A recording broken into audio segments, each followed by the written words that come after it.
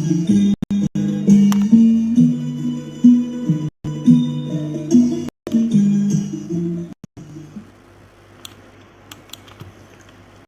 ขอยกมือ10 นิ้วกราบนบนอบน้อมอย่างพระติรัตนเกี้ยวเจ้าตั้ง3 ประการ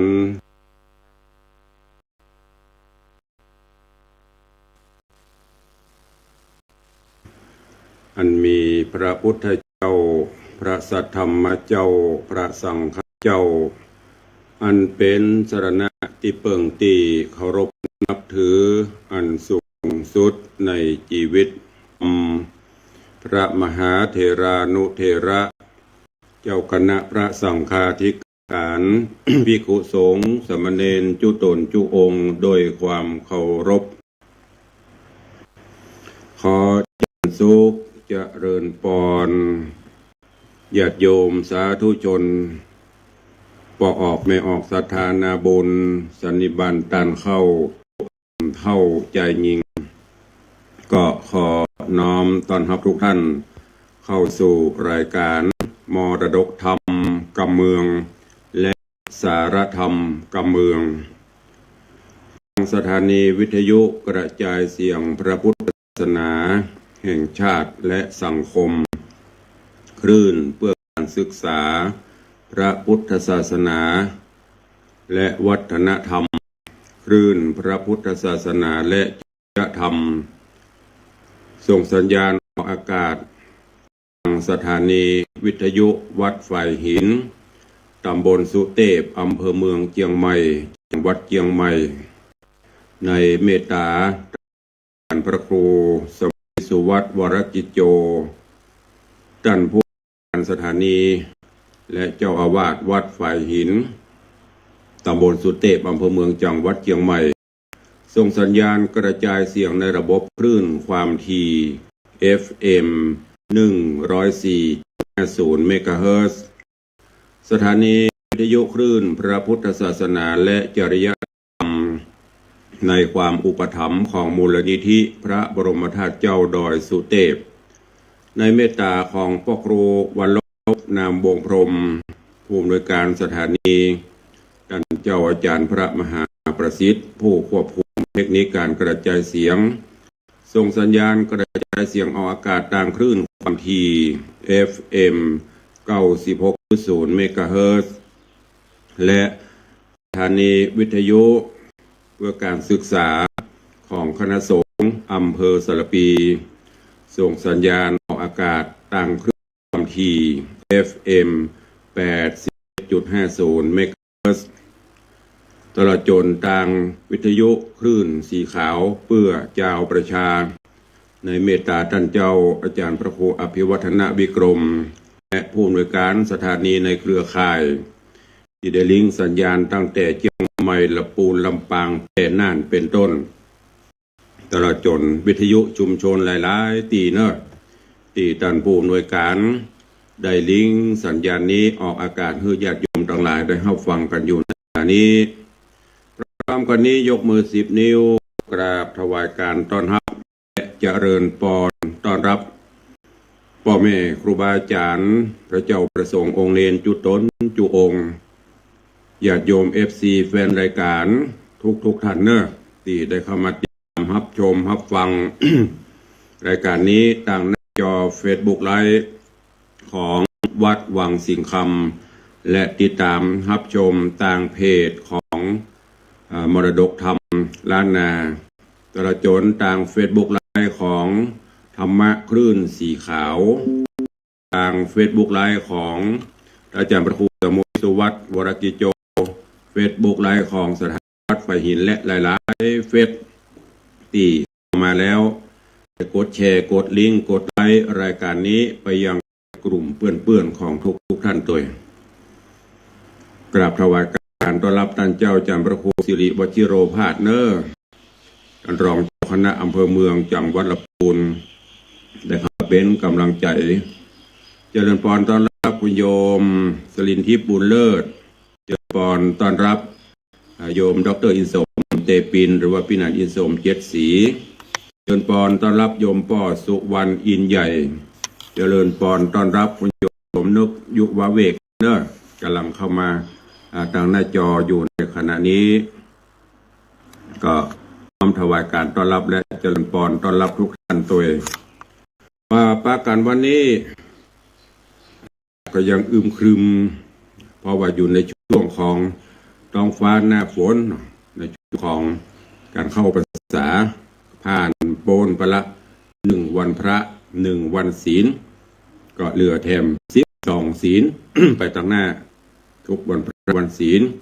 ก็เชิญชวนญาติโยมต่างหลายเนอะเข้าวัดทำและในช่วงนี้เป็นโอกาสอันดีหลายท่านได้ตั้งจิตอธิษฐานปฏิญญาณตน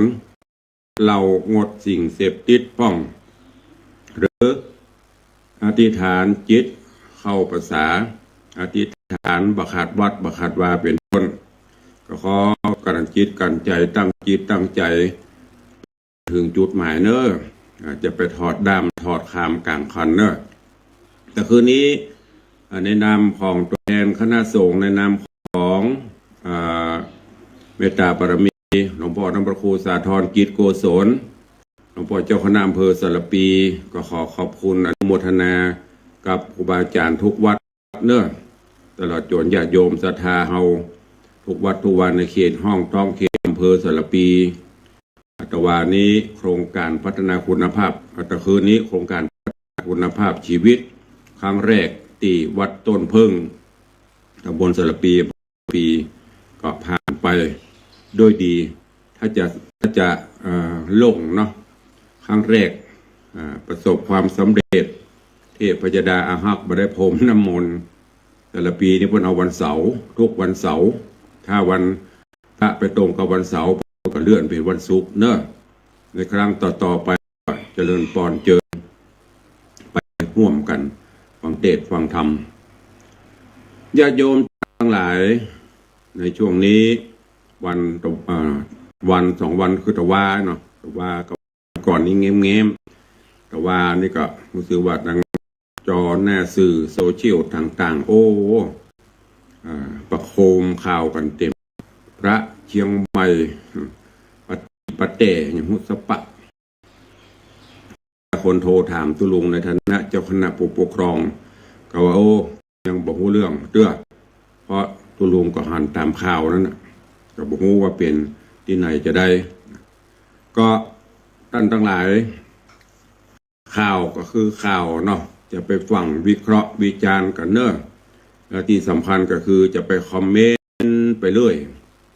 เฮาก็บ่ฮู้หูเฮาบ่ได้ยินตาเฮาบ่หันก็พอผ่านไปถ้าความจริงมันปรากฏมาเสนอให้ข่าวเพิ่นก็คล้ายๆข่าวของเพิ่นขอประโคมนี่มันก็เกิดผลเสียถึงจังหวัดเรียนผู้หลวงพ่อเจ้าคณะจังหวัดแล้วก็เจ้าคณะปกครองก็บ่ได้นิ่งนอนใจทั้งหลายพระเจ้าพระสงฆ์ก็ดีหรือทุกวงการมันถึงมีถึงดีถึงหายแล้วก็จะมีกระยุเฮาก็มีมาตั้งแต่ครั้งโบราณกาลสมัยพระภูมิพระภาคเจ้าก็ถึงมีอย่างเฮาจะได้ยินเตวตัดพ่องนั่นพ่องนี่พ่องเป็นสิ่งเป็นเรื่องธรรมดานะทุกวงการแม้ยกตัวอย่างพระเจ้าพระสงฆ์เฮา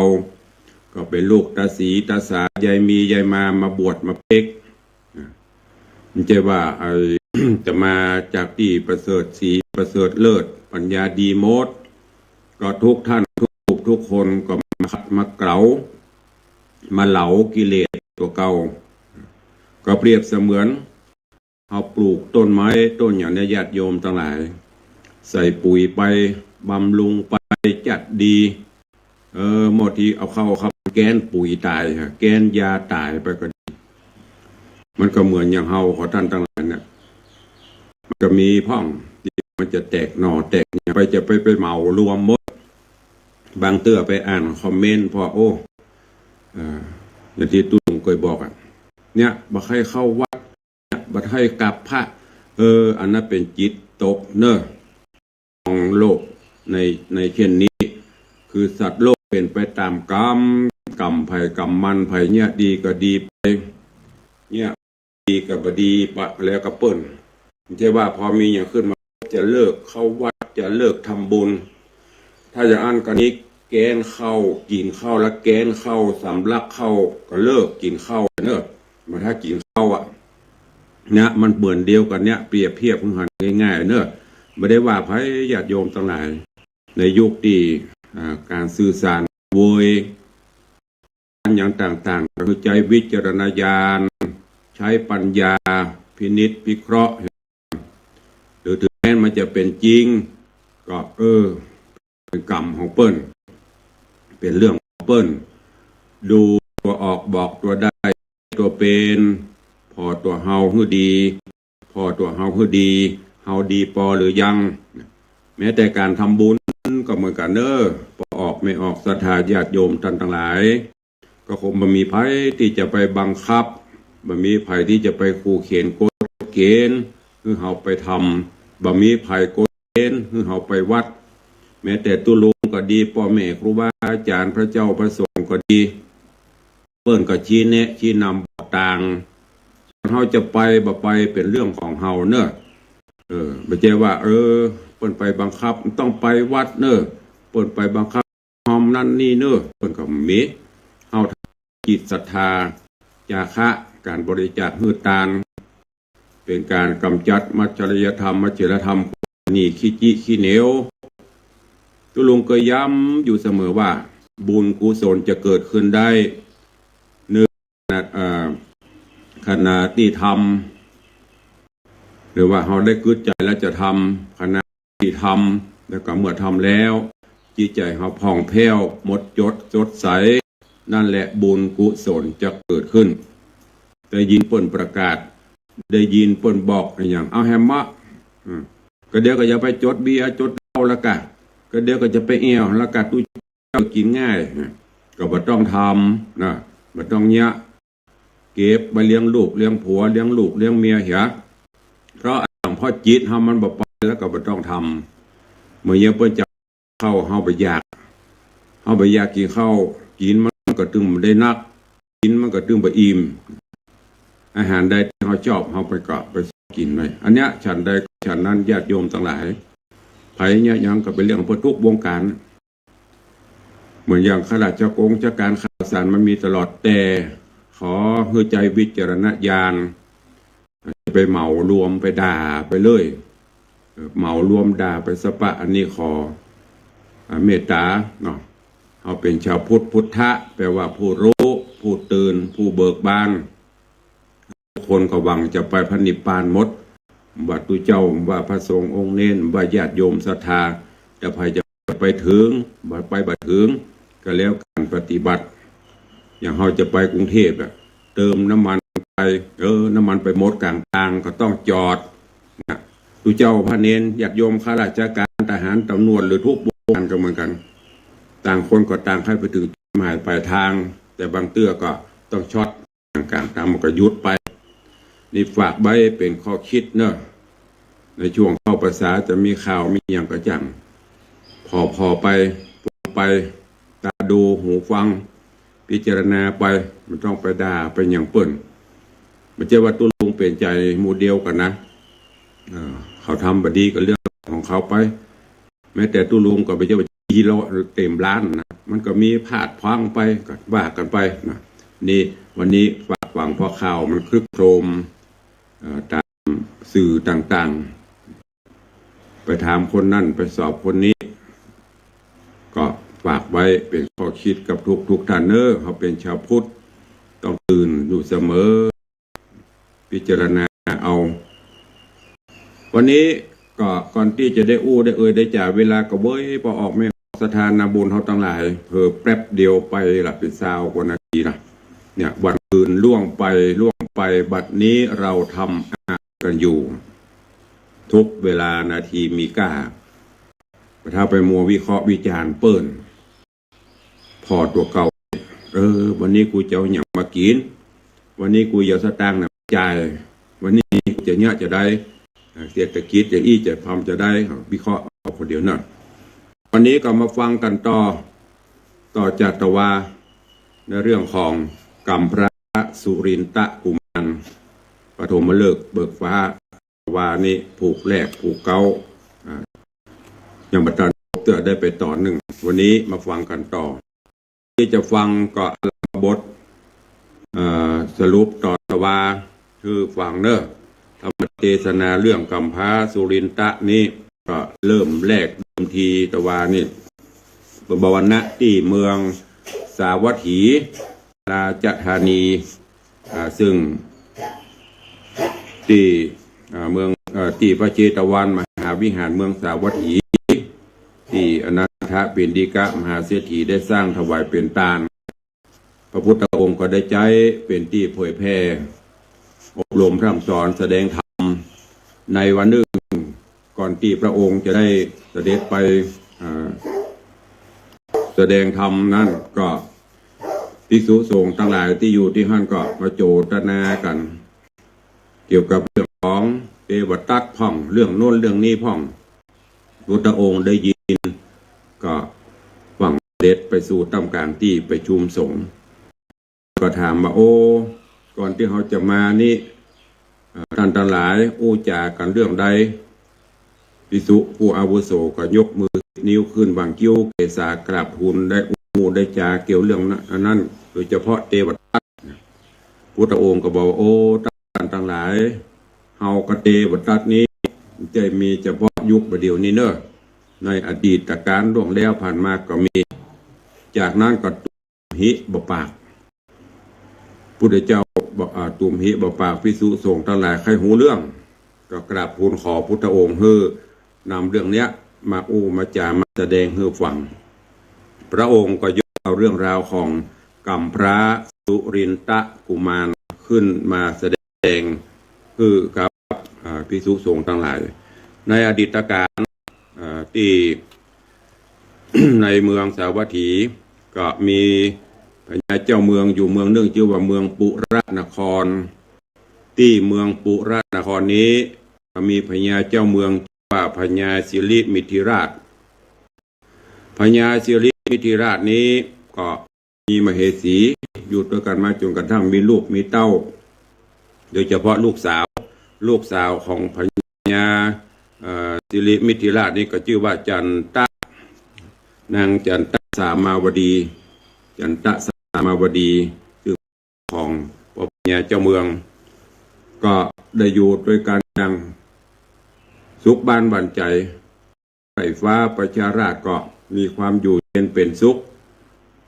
ไปมาค้าขายกันค้าขายรายต้องเที่ยวสะดวกสบายบ้านเมืองมีความสุขเพราะเจ้าบ้านเจ้าเมืองเปิ่นปกครองบ้านปกครองเมืองไพร่ฟ้าประชาราษฎร์โดยทศพิธราชธรรมมันมีกับโจรมันมีอย่างถึงจะมีกับมีน้อยนิดบ้านเมืองร่มเย็นเป็นสุขป้อย้อนกล่าวถึงแห่งเมืองแห่งมันในเมืองนั้นก็มีอมาตย์แล้วก็ตอนนี้ก็คือเทวทัตได้ลงมาเกิดอย่างที่ตุลงบอกตะเกียนนะเป็นกู้ที่จะต้องติดตามจองล้างต้องผ่านกันครับพุทธเจ้าเนี่ยเทวทัตก็มาเกิดโดยเกิดเป็นลูกของอมาตย์เป็นลูกของอมาตย์แล้วก็ย้อนกล่าวถึงพระนางจันตะสามาวดีอายุก็แก่โตนแก่ตัวขึ้น15 16 15ยก16ย่อนก็เริ่มพอแล้วป่อก็ค่อยเงื้อเป็นฟังเป็นฝาละพระนางก็มาคิดว่าเอามีผัวมีอย่างขึ้นมามีสามีอย่างขึ้นมาเนี่ยภาระอย่างต่างๆตัวมาแล้วสามีที่จะมาไปกู้ข้างเขานี่มันจะเหมาะสมเปิงกวนกันก็จะได้ก็คือนักบอกใครได้ใครอยู่เป็นโสดมันจะยังเพลงเป็นโสดทำไมนะหลวงพ่อดร.อินสมไปจ้างห้องเลยก็กึดไปกึดมาตั้งจิตตั้งใจปั๊มเปงปารมีทำไปรักษาศีลแล้วก็ใครได้ลูกใครมีลูกทั้งที่ไม่มีพระสวามีนะมันมีผัวเด้อแต่ใครได้ลูกนางก็ปั๊มเปงภาวนาไป จนกระทั่งอธิษฐานขอองค์อมรินทร์พระอินทร์เจ้าฟ้าได้โปรดประทานบุตรหรือว่าลูกมาปฏิสนธิเตอะแต่ว่าขอเอาผู้มีบุญญาบารมีด้วยเนอะเมื่อคนมีบุญตั้งจิตอธิษฐานมาจะนี้ฮ้อนถือพระอินทร์ท่านเจ้าที่นั่งที่ประทับเกยอ่อนสุขุมานนิ่มวันนี้ไม่ยังมากระด้างกึกดึกโอ้มันเกิดเหตุการณ์อะไรอย่างก็ส่องที่ประเนตรดูหูได้ว่าพระนางจันตะสามาวดีซึ่งเป็นผู้มีบุญญาบารมีเต้าก็อิจใจอยู่เนอะกลัวบ่มีแล้วจะยังมีลูกก็จะกลัวนี่แต่ว่าเมื่อเป็นคำปรารถนาของผู้มีบุญก็จำเป็นต้องโดนบันดาลให้สมปรารถนาอินก็เลยจะได้ไปกราบทูลไปเสาะพอผู้มีบุญเทพบุตรผู้มีบุญเพื่อที่จะได้อัญเชิญลงมาจุติในของจันตะสามาวดีแต่ว่าได้เทศนามาถึงที่นี้เวลาหมดลงวันนี้มาฟังกันต่อในเรื่องของพระสุรินทกุมารในภูกที่หนึ่งตอนที่สองณโอกาสบัดนี้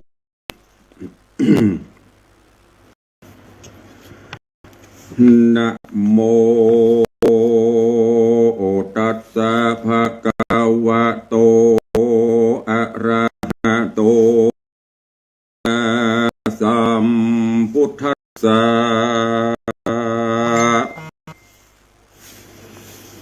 สา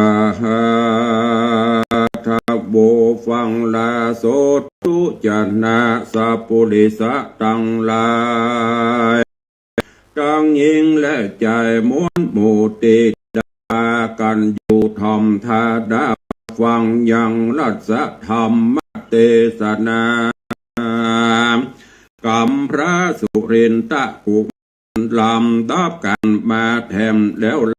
ถูกนึ่งตอนสองเนื้อเจ้าขอเชิญสัตว์ตะลายหนุ่มเทาจุงตั้งจิตให้เราทอมทาดาฟังต่อไปไปนานี้เลนาตัสสะกุณาเจนะปันดุกรรมปละศิลานังในกาละนานสายด้วยเตจศีลที่นางใดกระทำอันว่าหินปันดุกรรมปละศิลาอาจแห่งเต้าราชคุณสวรรค์ก็บันดาหูหอนเป็นดังก้อนศิลาคุณอินตาธิราชก็แจงขวาดสัญญาจิ้งไว้นาแลโด ตัวโจมปูโลกไตก็หักนางนอท้ายบุญมีผาธนาดีจะใจใครใดลูกไว้กับตัวนางบ่มีผัวมาก่อนโอ้ยมาวอนได้ใดลูกแก่นไทยใส่คุณอินตาบุญใหญ่ก็เรียววายหาดหาวไปสู่ดาวตุสิตาแล้วเข้าไปหาบ่อจายำเตบาบุตตาตนเลิศขอลงไปเกิดลุ่มฟ้าที่นางนอลาที่นางนอดลาบุญกวางเมื่อไปยังสมปานเตื่อมปาหลับยานเกกราเฮือใดตลัดพญาเป็นนามาเฮือใดตลัดพญาเป็นไม้เพื่อได้ภายโพดโลกเฮือโปนโศกโศกานำสัตตามวนหมู่ใจเข้าสู่เนรปานแดดตังตัวเมื่อนั้นกันนอโปธิญาณนอโปธิญา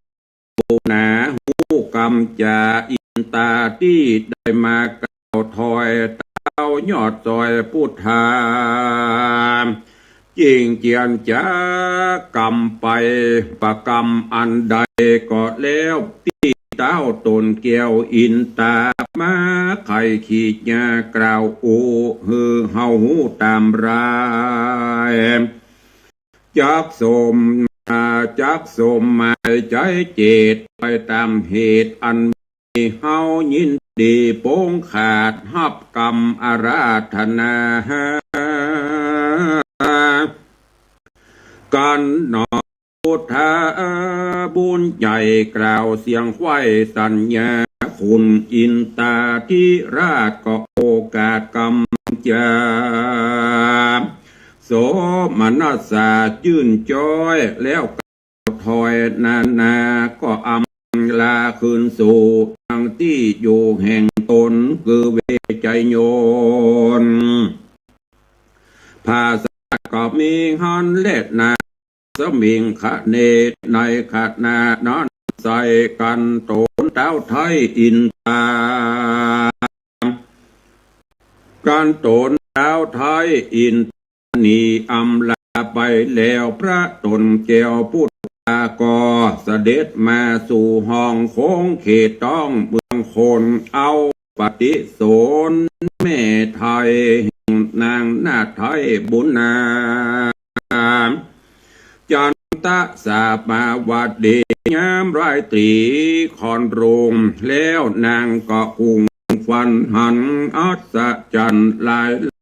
กึดแล้วหากขุนบอนฟันมีจ้างงางอนเสือแก้วงามเลิศแล้วตัวดีมาย่ำยีกำแพงเมืองอันรุ่งเรืองใหญ่กว่าฮือแตกมังเปปังเมื่อไปหลังกาแก้ว เป็นกำแพงแก้วดูงามปักจ้อลามตามวังมีต่างๆลายสีพอดูดีไปแล้วนางนกแก้วปีกฝืนสะดุ้งตื่นตกใจอาทิตย์ใสแสงส่องไปตามจ้องโลกา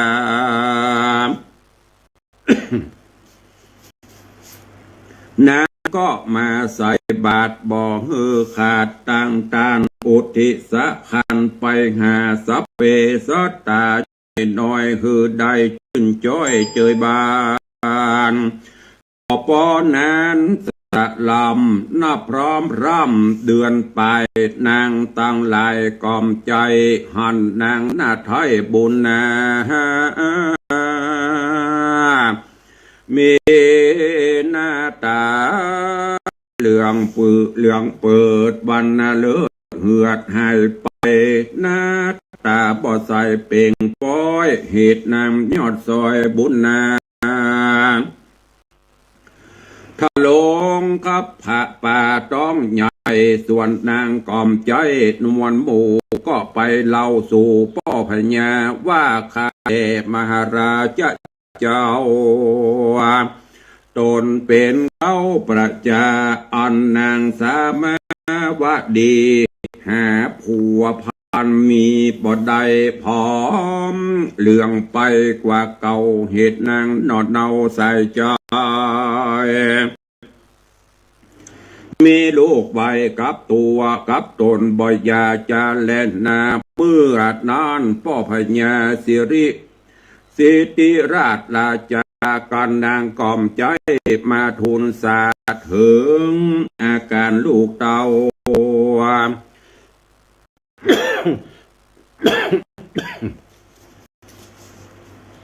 คือนางนอดเนาสามาวัดดีเต้ามีใจวันตัวสั่นไปมาแล้วจริงลูกเต่างามบ่เศร้าโศภา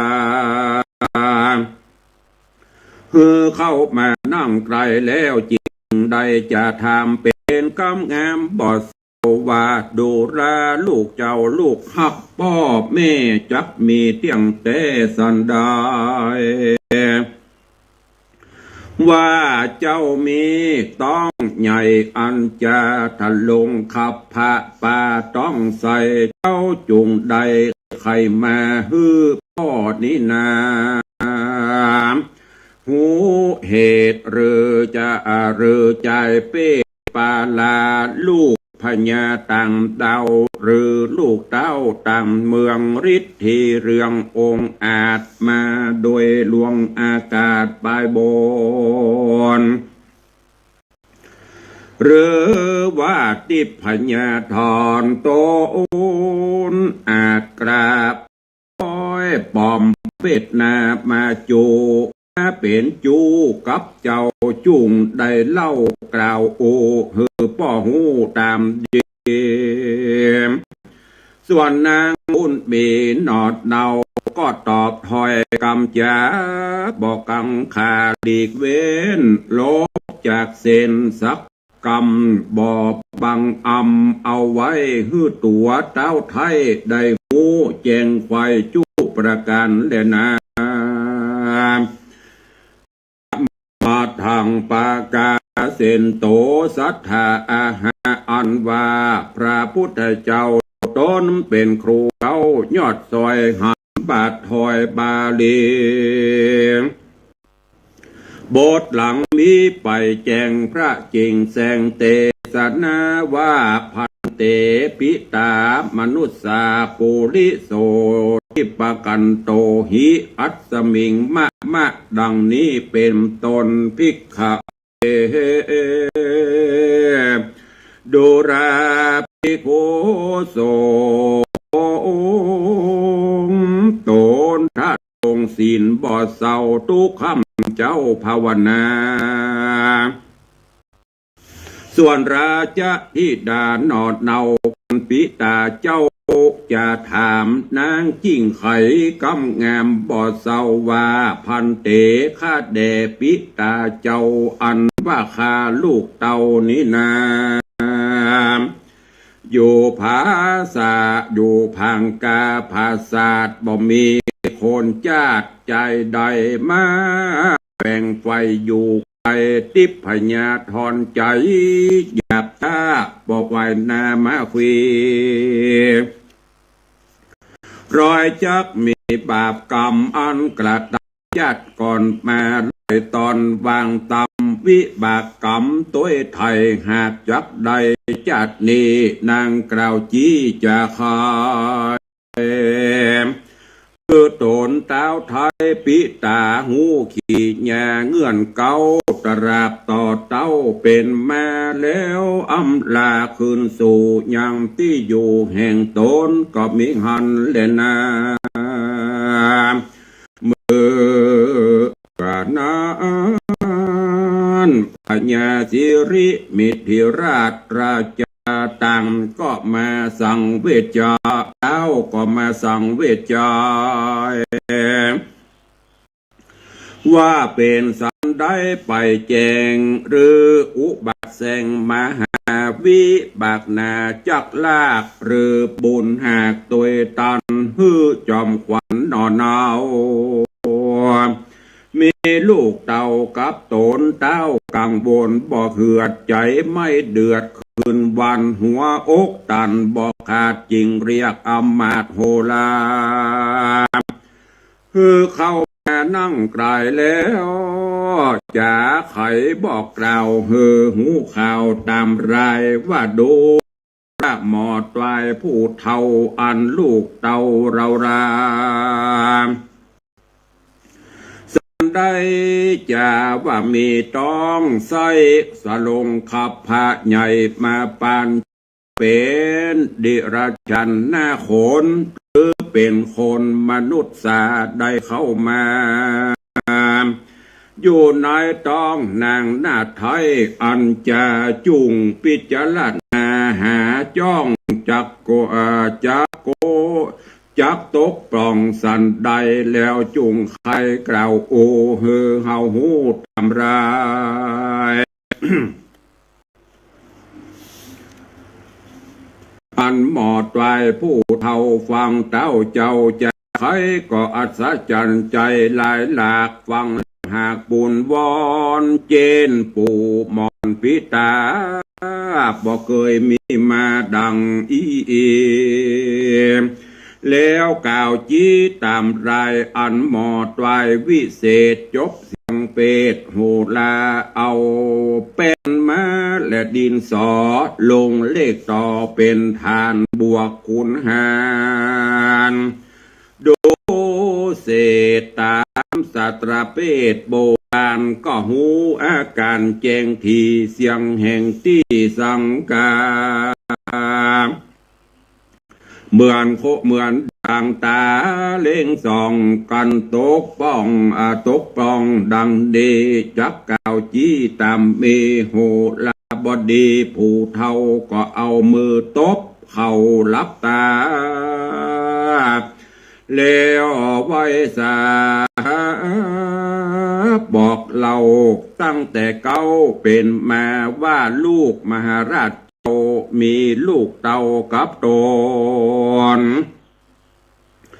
บอดใจสัตว์หน้าโขนตัวใดมาอยู่ในขับพระก็มีเจเลนา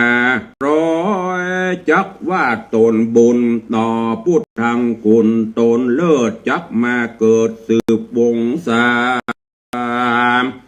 แห่งมหาราชเจ้าจักเตือมเต้าตีขาไพร่ประจาใหญ่น้อยจักยื่นจ้อยเจยบานสุขสำราญจุห้องพับไว้ต้องธานีบ่ยาเจรนา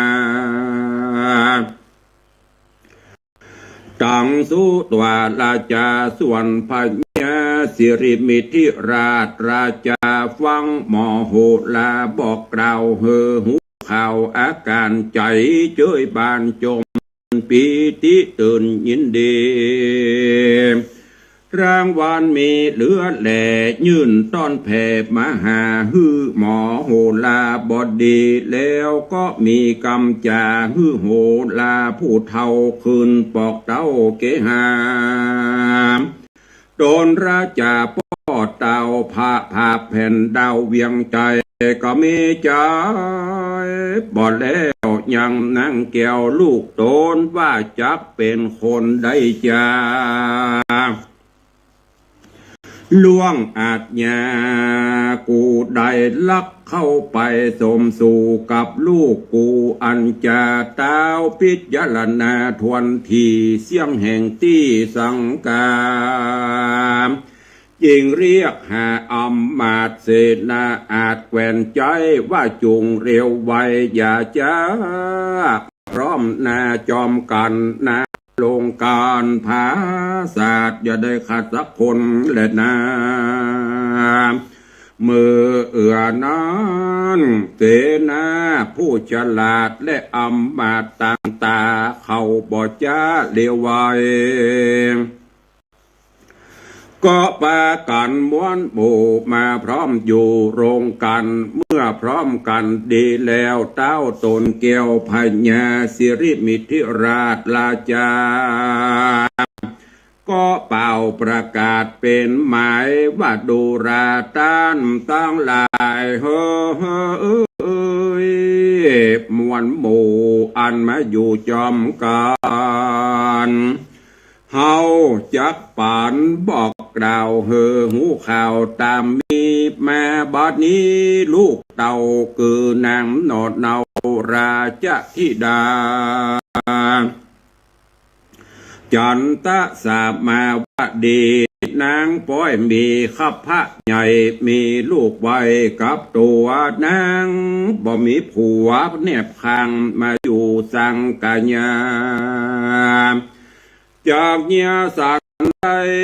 จะเฮานี้จงพิจารณาดีแจ้งทีแล้วกราบจี้ตามมีบ่หือนี้แบบเบาตามฮีตเก่าโบราณตามอาจารย์แต่ก่อนบ่ฮือผ่อนหายสูญแดดเตอะเมื่อนั้นเสนาและอำมาตย์ผู้ฉลาดต่างตาบ่ตันเจียนจากล่าวโอฮือปัญญาหูขีญาอันกิจจะเสนาใจอยากบ่หูจักบาปตัวหายจักมาจักบาจักปอกไม่หาตัวป้ามองมัวมัดไม่ ให้ตกต่ำไตอบายเป็นทุกข์หลายเลือเล่มันจริงเพกำจาว่าข้าเดมหาราชเจ้าตนเป็นเก้าเวียงใจอันนางนาไทยดาจะที่ดาทะลงกับพระป่าต้องใส่หาป้อบดได้นันนะโบราณมาบอกไว้ตั้งแต่ไทยเดิมทีว่าดอกไม้มีเพิ่งปู้ เพิ่งปู้บินจับอยู่เกสรบินจอนสมสู่มีหมู่ลูกไม้สัตว์โลกไตสงสารยอมมีกาหันเป็นอยู่ยามเป็นกู้เมียบ่ละเสียแบบเบาตามฮีเก่าเมินมาอันนางดาจะที่ดานี้ใส่มีลูกไว้ บ่มีผัวจักมองมัวขายนาอันลูกเจ้าฟ้าพญาผ่าปลาน้อยใหญ่บ่หอนจักมีเตียงเป็นที่ละอายเกยิงใจไฟฟ้าอันอยู่ตั้งนาไกลเมืองหากยินเครื่องไม่บาดเมืองจักวินาจิบหายทวน7 วันไปนาไปทวน7 วันไปนาบ่อยาจะเล่นนาเมื่อนานพญาสิริมิธิราชราชาบ่พิจารณาทวนทีถึงจักที่บาปบุญหรือมีกุลเล็ดโทษปล่อยบรรลวดปล่อยใจเข้าไปลิงโลลงใจอยู่กับเสนาผู้บาปหนาบาใบตนเต้าไทยพญาจริงทำเสนาอำมาตย์ผู้ฉลาดตั้งหลายว่าเฮาควันคงไฟอันใดบ่เมืองใดวินาศพ้นจากอุบาทอันจากิจยะเสนาใจบาปก็ย่อมือขาบวันตาว่าข้าเดมหาราชเจ้าตนเป็นเก้าปุรีอันประเพณีมีไว้ย่อมจับไล่ขับหนีกันโตดมีนักว่าก็เอาไปฆ่าเถิงตายส่วนนางใส่ใจหน่อยนาดบ่ถึงคาดดีกวนขับหนีออกไปไล่ใส่แปรไหลแม่น้ำนาตีหากจักมีแน่มันก็มีหันเล่นนาเนติตังขีญาสังวันนา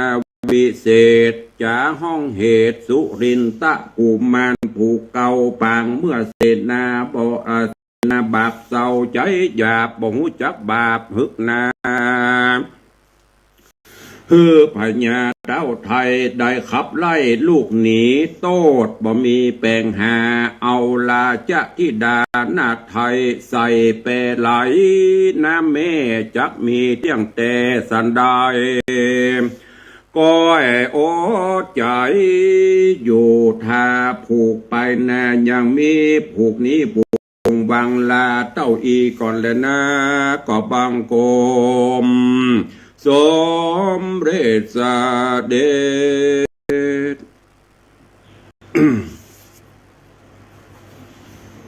กำพระสุรินตะกุมารผูกที่1จบปริเฉดปริปุณนังไปแล้วเนอะตอนนี้ก็เข้าเรื่องเข้าราวมาเรื่อยๆละเดี๋ยววันต่อไปตุลุงก็จะเอาเนื้อหาเรื่องราวในตอนนี้มาสรุปนะคือฟังตั้งใจฟังติดใจฟังติดตามกันไปเนอะถึงวิทยุก็ดีถึงเฟซบุ๊กก็ดีเนาะตุลุงก็ช่วงนี้อย่างที่ได้บอกไปก็พอมีเวลาตลอดจนศาสนกิจก็เบาบางเพราะเป็นช่วงหน้ากลางภาษาก็จะได้มาปบมาปะพอออกไม่ออกศรัทธากันก่อนที่จะได้ได้ได้จาในตารายการก็ขอบคุณอนุโมทนาบุญเนอะ ญาติโยมสาธุชนตลอดจนพ่อแม่ครูบาอาจารย์ที่ได้เข้ามาติดตามรับชมรับฟังกันทางหน้าจอ Facebook ไลฟ์วันนี้ ถึงครูบาอาจารย์ก็มากันนักขอบคุณท่านเจ้าพระครูเนอะท่านพระครูวิมลภูริพัฒน์ท่านเลขานุการเจ้าคณะอำเภอสารปีผ่านไป1 ครั้งแล้วเนาะพี่เนาะโล่งใจฝ่าฟันไปเทวดาบรรไล่ตะคืน ธรรมะอย่างก็คุณภาพชีวิตคณะสงฆ์ผ่านไปขอบคุณเนอะท่านเจ้าเป็นผู้อำนวยการสถานีคลื่นวิทยุสารพีปริยัติศึกษาหรือว่าสถานีวิทยุเพื่อการศึกษาของคณะสงฆ์สารปีปลิงสัญญาณตัววันนี้พี่น้องสารปีเขาใกล้นี่ก็ฟังได้สบายเนอะจนกว่าเพื่อจะไล่เนอะ วันไหนได้ทำพระครูเปิ้นหลวงพ่อหยุดได้แล้วเนอะมีคนมาเตือนละก็โอเคบายบายเลยตอนนี้กำลังผังรายการเพื่อกำลังจะจัดกันอยู่กันลิงกันไปเป็นช่วงอย่าดีเนอะก็ขอบคุณโยมอรพินใจที่กรท่านไผ่พองนี่ก็เดี๋ยวตุลุงจะไปตัวดีกว่าเนาะเพราะว่ามันตัวมันนิ้วสายตาก็มีปัญหาเนอะขอบคุณท่านสิเบกปัญญาจารย์วิจิตรธีรธรรมหัวหน้าหัวหน้างานป้องกันบรรเทาสาธารณภัยของเทศบาลประแดดมันบอกว่าอินดูตุลุงแสงมันบอกค่อยเต็มที่เดี๋ยวตายิ่งตาบดีได้ไปตอนนี้หมอประกันนัดนะตาข้างขวานี่มีปัญหาพอเนี่ยก็บอกให้จัดหมอปนัดไปผ่าไปแปลงประพาตัวเดียวเปลี่ยนเลนก็ท่านวันนั้นบอกว่ากำลังสั่งโคมไฟเพื่อเอามาส่องเวลาอ่านธรรมจะถนอมสายตาก็ขอบพระคุณบุญรักษาเนื้อหัวหน้าเนื้อของได้ปันใหญ่ปันสูงเลยนี่คือเลื่อนยศถาบรรดาศักดิ์ขึ้นไปสูงหน่อยก่อนที่จะได้พบตังหน้าไม่ก็พี่น้องตังขึ้น96เขาเนอะขึ้น96เขาก็เตรียมพร้อมรับงานรับแจ้งจากทางท่านผู้อำนวยการพระครูวรรลบก็จะมีการประชุมคณะผู้ดำเนินรายการสถานีขึ้น96ในวันที่3จะมีกิจกรรมอันใดก็จะได้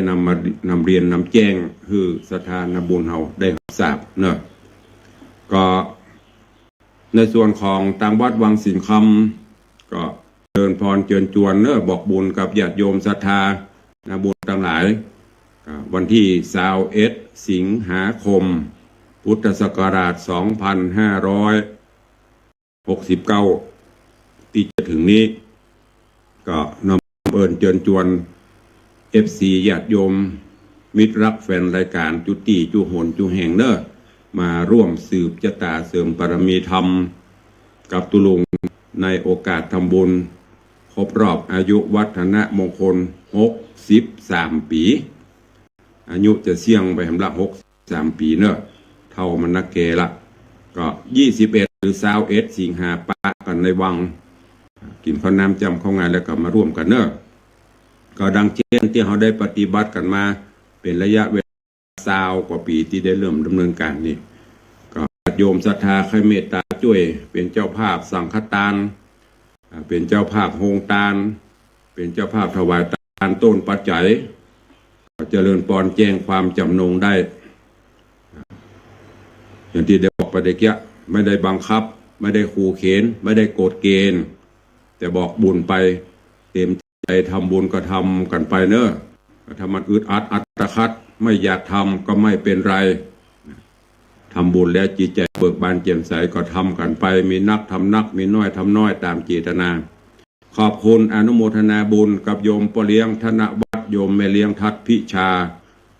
มหาอุบาสกอุบาสิกาผู้อุปถากอุปถัมภ์ทั้งตุลุงและก็ตังมาโดยตลอดงานนี้โยมพ่อเลี้ยงได้แสดงเจตจำนงบริจาคปัจจัยเป็นทุนในการจัดกิจกรรมสืบโหราชตาหลวงครบรอบวันเกิดนี้จำนวน100,000 บาทขอบคุณอนุโมทนาบุญตัวเอง นอกจากนั้นขอบคุณกับท่านดร.อินสมเตปินพิทาจารย์ปุจารเสียงทองก็ร่วมเป็นเจ้าภาพถวายทานมุทิตาปัจจัยทองจำนวน1 ต้น 5,000 บาทนอกจากนั้นก็กราบขอบพระคุณในเมตตาบารมีธรรมของหลวงพี่พระจรัญปิยะจันโทหรือเมื่อก่อนก็คือปินันจรัญปิยะจันทร์รักษาการเจ้าอาวาสวัดดอยซิวอำเภอสันกะแปงเมตตาท่านเจ้าก็ประวารณาเป็นเจ้าภาพสังฆทาน1 ชุด 2,500 บาทขอบคุณอนุโมทนาบุญด้วยเนอะเหลือเวลาแถมประมาณ 2-3 นาทีจะรับสายหน้าใหม่เนอะใครจะจะจะแจ้งความจำนงอย่างก็เข้าไป0817836540สายแรกทางวิทยุจะมาจากที่ใดตั้งหน้าจอเต็มปืดนะเดี๋ยวลุงจะไปไล่คอมเมนต์นะขอบพระคุณที่อยู่ด้วยกันไปกู้กัน0817836540มีไม่เอ่ยสักสาย2 สายโทรศัพท์เปิดแล้วหรอนึกว่าเปิดก็อีกเปิดใบรอเรียบร้อยเอาใครจะตัวโทรเข้ามา0817836540ดับปิ้งมาตอนหลายมาตอนนี้คลื่น96เต็มปืดตั้งสลับปีเนาะเช็คสัญญาณนะหรอฟังตั้งสลับปีพ่อมอันนี้เป็นแฟนประจำแฟนครับอยู่ละอันเนี้ยบ่ห้าแต่ก็ได้ถึงหูห้ากิจกรรมมาละเมืองแกนเมืองแกนเจ้าเก่าเจ้าเดิมนี่แฟนครับไปเริ่มเนอะ21 สิงหาเข้าวังครับผม แล้วก็แปลงต้นใหญ่ๆเนอะเพิ่มขึ้นนะมันจะต้นน้อยนะต้นน้อยเบาละเลอะละครับผมอู้เล่นไปแปลงมันร่วมกัน21 สิงหาปะกันในวังเนอะครับผมสาธุขอบคุณยมพ่อสมานยาวิชัยหรือเมืองแกนพัฒนาเป็นบรรละบลืมกับเดือดอยู่ด้วยกันเป็นกำลังใจกันสำหรับปีไหมที่ฟังคลื่นอยู่ในตอนนี้ท่านเจ้าอาจารย์พระครูบิมลภูริพัฒน์ท่านเลขานุการเจ้าอำเภอสระปีเปิดลิงก์คือตัวเองมีก็ฟังขึ้นเพื่อจะได้ชื่นใจว่าโอ้พี่น้องทางสระปีกับฟังจะหลายเราอยู่ใกล้กันนะคนหลายน้ำเนี่ยมีไหมใครฟังพ่อง96นี่มันต้องถามมาเปลอะ96โอ้เยอะแยะเลยเจริญปอนปเลี้ยงไปแสบครับเจริญยังเอาการเทศที่จะเทศทำหน้าอินคำเนี่ยเตือนเนี่ย3,000 บาทเดี๋ยวแม่นางเอาไปวันพระเนี่ยเป็นยังไม่ได้ก็ได้สาธุบริหารร่างกายหรือยังลูกมาแกว่งแขนแกว่งเขินพ่องโล่นแวดเงินกันเนอะจะได้อยู่ด้วยกันจะได้อยู่ด้วยกัน10,000 ปีหมื่นปีนะเนอะอันนี้บอกว่าตี4ล่ะลูกมาตี4ถูกมาแล้วดีดพุ่นพันโล่นแวดให้ตี5ก็ขึ้นวัดต่อลงมาฉันกาแฟเสร็จแล้วก็มาทำงานตั้งแต่ตี4นะถึงเรียนบริยางได้ดิสาธุเด้อขอบคุณบุญรักษาขอบคุณโยมพ่อเลี้ยงธนวัฒน์ไปเลี้ยงทัศวิชาประวารณาแถมประวารณารับเป็นเจ้าภาพกันเทศกัมพระสุรินตะกุมารที่ตุลุงเทศนุฟังนั่นเด้อถวายกุจากันเทศอีก 3,000 บาทสาธุอนุโมทนามีอีกไหมเวลาเลยแล้วเนอะเวลาบาดเจ็บ2 นาทีใครจะอู้ตัวเองท่านพระครูวิมลเลขาสารปีตั้งสารปีปิ้งเฮ้ยถ้ามีไข่ฟางตุลุงอยู่หิมน้ำปิงเนี่ยนะแต่ว่าทดลองเปิดสัญญาณพอชัดเจนดีเขาอยู่ตรงในวังที่ชัดอยู่สถานีตั้งอยู่เลขที่46 หมู่ 1 ตำบลขวงก็หลายปีงด้วยนะ สัญญาณรถคนลิงบ่ผลไม่เจ้าลิงก่อ96มาตอน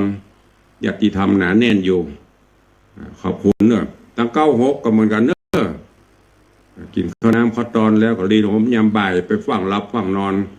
ถ้าฟังรายการตุลุงก็โทรเข้ามาได้เนอะ0817836540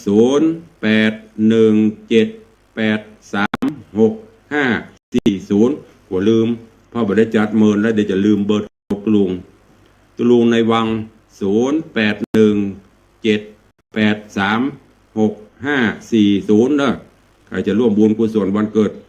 อายุวัฒนมงคลก็ร่วมได้ตลอดเวลาเอาแล้วเนาะวันนี้ถ้ามีใครอู้ทางวิทยุละตักปิ่งบินบ่อยประกอบกับเวลาหมดเวลาเลยนำรายการจากทุกท่านไปก่อนเนอะปะกันใหม่ในวันต่อไปขอความสุขสวัสดีจุ่งบังเกิดมีกับทุกท่านเนอะอยู่เย็นเป็นสุขจุ่งเนื้อเย็นใจสุขภาพพระนามัยสมบูรณ์แข็งแรงเหมือนกันจุตนจุองค์จุผู้จุคนเนอะยัตตาโรธรรมาวัฏันติอายุวันโนสุขังภะลัง